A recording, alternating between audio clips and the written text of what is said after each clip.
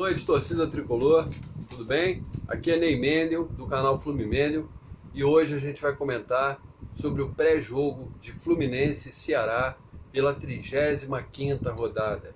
O jogo vai ser realizado no Maracanã, Perdão, gente, apaga tudo. O jogo vai ser realizado no Castelão, né, às 20 horas, e não vai ter torcida. O Ceará foi suspenso por aquela confusão, aquela invasão da sua torcida há 2 rodadas atrás. Então vai ser suspenso, não vai jogar por 5 jogos no Castelão, só que não teve tempo hábil contra o Fluminense. Isso aí só acontece com o Fluminense, né? Então contra o Fluminense eles ainda vão jogar no Castelão, só que com portões fechados, não vai ter a sua torcida ao seu lado.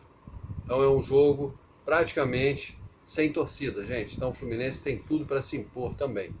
O árbitro da partida é Rafael Claus, de São Paulo, árbitro FIFA. O Ceará é o 17º colocado na competição com 34 pontos e o Fluminense é o 4º com 58 pontos.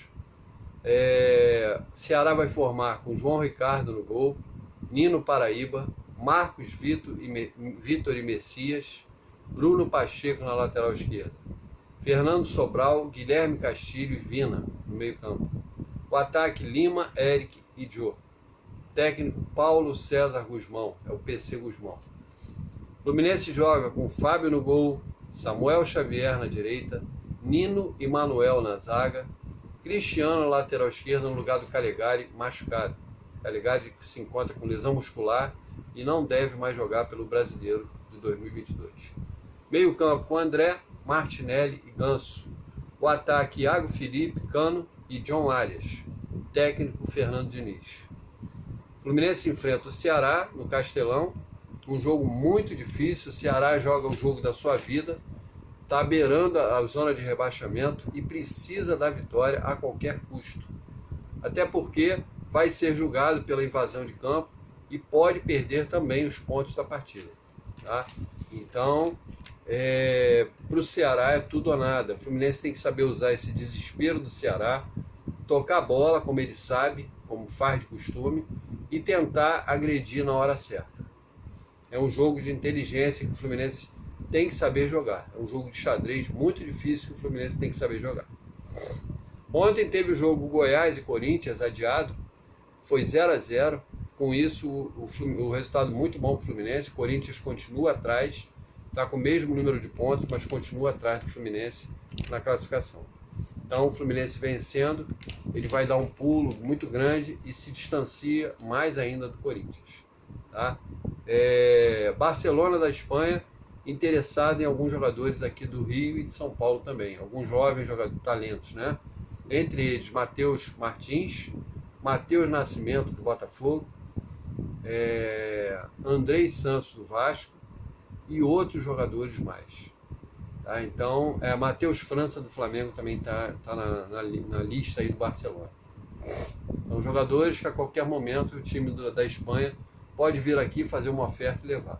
Né? Matheus Martins estava sendo negociado com a Udinese, ainda não fechou, né? Parece que está tudo certo, mas a Udinese ainda não fechou, e de repente aparece o Barcelona aí na fita, e o Barcelona está arriscado a levar por um valor mais elevado. Até porque é mais fácil você vender para a Udinese, e a Udinese depois vender para um time grande, e o Fluminense ganhar 2 vezes, né? Se ele vender para o Barcelona, ele vai ter que pedir mais. Porque do Barcelona é meio difícil o Barcelona se livrar do jogador depois. Ainda mais se o jogador fizer um bom campeonato e se destacar. Os 3 homens de oposição, candidatos à oposição do Fluminense, Marcelo Soto, Ademar e o Rafael Rolim, estão se reunindo essa semana que se passou e na próxima que vai entrar, para tentar fazer uma chapa única para enfrentar o Mário Bittencourt.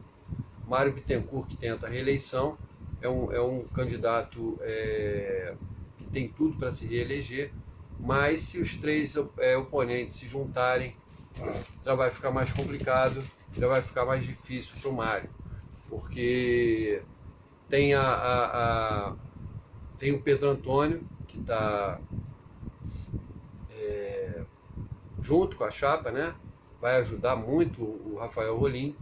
E tem o Celso Barros também, que está aí por trás, está dando força aos 3 candidatos. Então, vai ser uma eleição onde o torcedor tricolor tem que vir votar, tem que fazer jus ao seu voto, escolher um candidato,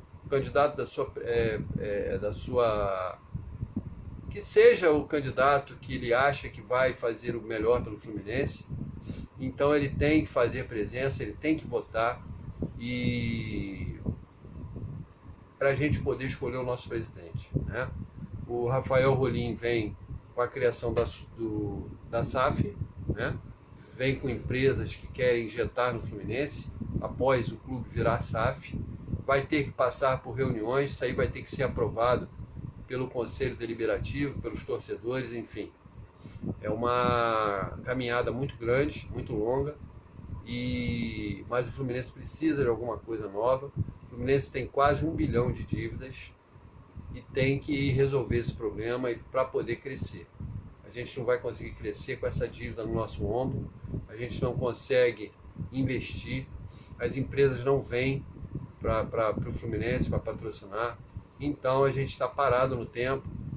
O Flamengo teve esse problema há anos atrás, o Bandeira de Melo foi para o clube, conseguiu enxugar o clube, conseguiu sanar as dívidas do Flamengo, e hoje o Flamengo está no positivo, com dinheiro no caixa, cada vez faturando mais, ganhando títulos e mais títulos, e a gente vendo e assistindo e não conseguindo fazer frente ao nosso arquirrival. A gente está vendo o nosso arquirrival crescendo cada vez mais e o Fluminense está estagnado no tempo, contratando jogadores já ultrapassados, com idade avançada.